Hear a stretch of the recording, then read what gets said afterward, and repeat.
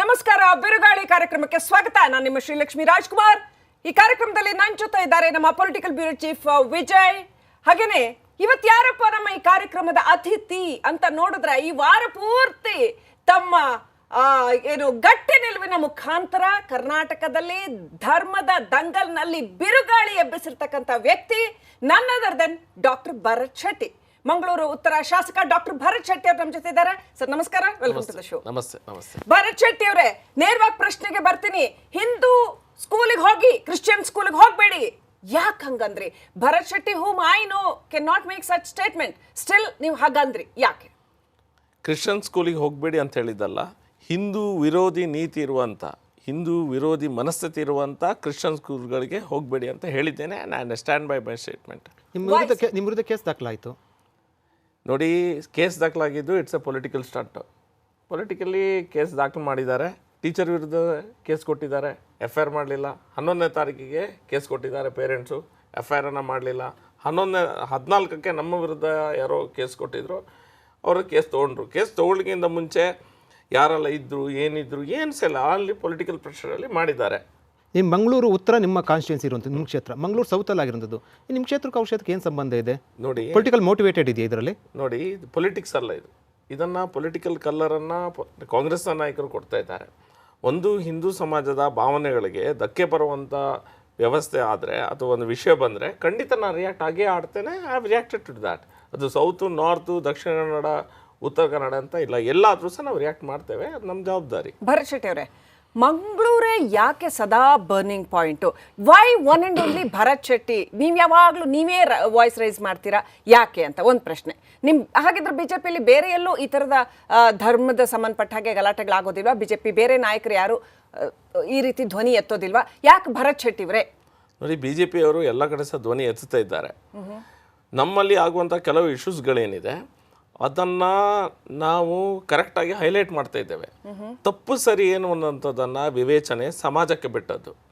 ಚುನಾವಣೆಗೋಸ್ಕರ ಚಿಕ್ಕ ಚಿಕ್ಕ ಇಶ್ಯೂನ ನೀವು ಸೆನ್ಸೇಷನಲೈಸ್ ಮಾಡ್ತಾ ಇದ್ದೀರಾ, ಕಾಂಗ್ರೆಸ್ ಮುಖಂಡರ ಆರೋಪ. ಅವರು ಇಲೆಕ್ಷನ್ ವಿಷಯ ಬಂದಾಗ ಅದನ್ನೆಲ್ಲ ಮಾಡ್ತಾರೆ. ನಾನು ಹೇಳೋದಿಷ್ಟೇ, ನಾನು ಒಂದು ವೇಳೆ ಹಿಂದೂ ಶಾಲೆಯಲ್ಲಿ ಕ್ರೈಸ್ತ ಮಕ್ಕಳನ್ನು ಕೂರಿಸಿ ಏಸು ಸರಿ ಇಲ್ಲ, ಏಸುವಿನ ಕಲ್ಪನೆನೇ ತಪ್ಪು, ಅಥವಾ ಮುಸ್ಲಿಂ ಮಕ್ಕಳನ್ನು ಕೂರಿಸಿ ಅಲ್ಲಾವಿಗೆ ಪ್ರಾರ್ಥನೆ ಮಾಡಬೇಡಿ, ಅದು ಸರಿ ಇಲ್ಲ ಅನ್ನುವಂಥ ನಾನು ಹೇಳಿದರೆ ಇಷ್ಟೊಳಗೆ ಬೆಂಕಿ ಬೀಳ್ತಾ ಇತ್ತು. ಹಿಂದೂಗಳು ಆ ರೀತಿಯ ವ್ಯವಸ್ಥೆಯಲ್ಲಿ ಇಲ್ಲ. ಅಲ್ಲ, ನೀವು ಧರ್ಮದ ವಿರುದ್ಧ ಯಾರೇ ಮಾತಾಡೋದು ಕೂಡ ತಪ್ಪು. ಕೇವಲ ಧರ್ಮನೇ ಮಾತ್ರನ ಭರತ್ ಶೆಟ್ಟಿ ಅವರಿಗೆ BJP ಕಾಣಿಸ್ತಾ ಇರುವಂಥದ್ದು, ಅಭಿವೃದ್ಧಿ ಕಾಣಿಸ್ತಾ ಇಲ್ವಾ? ಎಷ್ಟು ಶಾಲೆಗಳು ನಿಮ್ಮ ಕ್ಷೇತ್ರದಲ್ಲಿ ಅಭಿವೃದ್ಧಿ ಮಾಡಿದ್ದೀರಾ?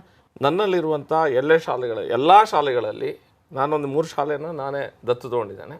ಉಳಿದ ಎಲ್ಲೆಲ್ಲಿ ಶಾಲೆಗಳಿಗೆ ಏನೇನು ಆಗಬೇಕು ಸರ್ಕಾರ ದುಡ್ಡು ಕೊಡ್ತಿರಲಿಲ್ಲ. ಸ್ಟಾರ್ಟಿಂಗಲ್ಲಿ ಕೋವಿಡ್ಗಿಂತ ಮುಂಚೆ ಅಪೋಸಿಷನಲ್ಲಿದ್ದೆ. MRPಯಲ್ಲೂ ಮತ್ತು ಬೇರೆ CSR ಫಂಡಿಂದ ಕೋಟಿಗಟ್ಟಲೆ ಹಣವನ್ನು ನನ್ನ ಹತ್ರ ಲಿಸ್ಟ್ ಇದೆ.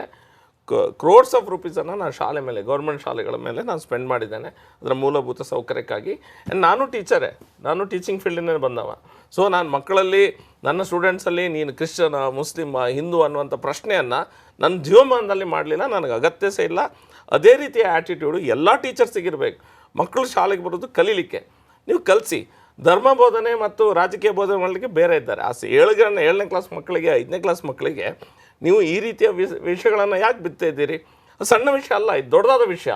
ಆ ಮಕ್ಕಳು ಮೆಂಟಲಿ ಒಂದು ಸಫರ್ ಆಗ್ತಾರೆ ಇದರಲ್ಲಿ. ಆ ಶಾಲೆ ಬಿಟ್ಟು ಬೇರೆ ಕಡೆ ಸೇರಿಸಿ ಅಂತಂದ್ರೆ ಹಂಗಾರೆ ಆ ಶಾಲೆಗೆ ಹೋಗುವಂಥ ಮಕ್ಕಳು ಏನು ಮಾಡಬೇಕು? ಹಾಗಾದ್ರೆ ಶಾಲೆಗಳೇ ಬೇರೆ ಬೇರೆ ಯಾವ ಶಾಲೆಗೆ ಸೇರಿಸ್ಬೇಕು ಅಂತ ಹೇಳ್ತೀರಾ ತಾವು? ಹಂಗ ನೋಡಿ, ಪೇರೆಂಟ್ಸಿಗೆ ಬಿಟ್ಟದ್ದು, ಅದು ಪೇರೆಂಟ್ಸಿಗೆ ಬಿಟ್ಟಂಥ ವಿಷಯ. ನಾನು ಯಾರಿಗೆ ನೀವು ಅದೇ ಶಾಲೆಗೆ ಸೇರಿ ಇದೇ ಶಾಲೆಗೆ ಸೇರಿಸಿ ಅಂತ ಹೇಳ್ತಾ ಇಲ್ಲ. ನಾನು ಹೇಳೋದು, ಹಿಂದೂ ವಿರೋಧಿ ನೀತಿ ಎಲ್ಲಿದೆ, ಹಿಂದೂಗಳ ವಿರುದ್ಧ ಎಲ್ಲ ಮಾತಾಡ್ತಾರೆ, ಆ ಶಾಲೆಗೆ ಮಕ್ಕಳನ್ನು ಕಳಿಸ್ಲಿಕ್ಕಿಂತ ಮುಂಚೆ ಆಲೋಚನೆ ಮಾಡಿ ಅನ್ನುವಂಥ ಮಾತು ಹೇಳಿದ್ದೇನೆ. ಕಳಿಸ್ಬೇಡಿ ಅಂತ. ಭರತ್ ಶೆಟ್ಟಿ ಅವರು ಹಿಂದೂ ಧರ್ಮದ ವಕ್ತಾರರ, BJP ವಕ್ತಾರ? ನೋಡಿ, ನಾನು ವಕ್ತಾರ, BJPಯಿಂದ ನನಗೆ ವಕ್ತಾರ ಅಂತ ಪೋಸ್ಟ್ ಬಗ್ಗೆ ಮಾತಾಡ್ತಾ ಇಲ್ಲ, ಇನ್ ಜನರಲ್. ನೋಡಿ, ನಾನು ಎರಡರದ್ದು ವಕ್ತಾರ, ನಮ್ದು ಎರಡರದ್ದು ವಕ್ತಾರ. ಹಿಂದೂ ಧರ್ಮದ ಬಗ್ಗೆ ವಕ್ತಾರನಾಗಲಿಕ್ಕೆ ಒಬ್ಬ ಹಿಂದೂ ಮತ್ತೊಬ್ಬರಿಗೆ ನಮ್ಗೆ ಯಾರಿಗೂ ಕಾಂಟ್ರಾಕ್ಟ್ ಕೊಡಲಿಲ್ಲ. ನಾನು ಒಬ್ಬನೇ ಹೋಗಿ ಹಿಂದೂ ಧರ್ಮದ ಮಾತಾಡಬೇಕನ್ನುವಂಥ ವಿಷಯ ಬಗ್ಗೆ. ಯಾವ ಧರ್ಮ ಯಾವ ಮತಗಳಿಗೆ ಸಹ ನೀವು ಒಂದು ಕಣ್ಣಿಗೆ ಸುಣ್ಣ ಮತ್ತೊಂದು ಕಣ್ಣಿಗೆ ಬೆಣ್ಣೆ ಅನ್ನುವಂಥ ಮನಸ್ಥಿತಿಯನ್ನು ನಾನು ವಿರೋಧಿಸ್ತೇನೆ. ಹಿಂದೂಗಳಿಗೆ ಅನ್ಯಾಯ ಆದರೆ ನಾನು ಧ್ವನಿ ಎತ್ತೇನೆ, ಅದೇ ರೀತಿಯಲ್ಲಿ ಮತ್ತೊಬ್ಬರಿಗೆ ಧ್ವನಿ ಎತ್ತೇನೆ. ಹಿಂದೂ ಶಾಲೆಗಳಿಗೆ ಹೋಗಿ, ಹಿಂದೂ ಶಾಲೆಗಳು ಅಂತ ಎಲ್ಲಿದ್ದಾವೆ? ಎಷ್ಟು ಶಾಲೆಗಳನ್ನ ಉಳಿಸ್ಕೊಂಡಿದ್ದೀವಿ ನಾವು? ಶಾಲೆಗಳಲ್ಲಿ ಉಳಿಸ್ಕೊಂಡಿರೋ ಶಾಲೆಗಳಲ್ಲಿ ಹಿಂದೂ ಅನ್ನುವ ಗುಣದ ಕಲಿಕೆ ಏನಿದೆ? again I like to correct you.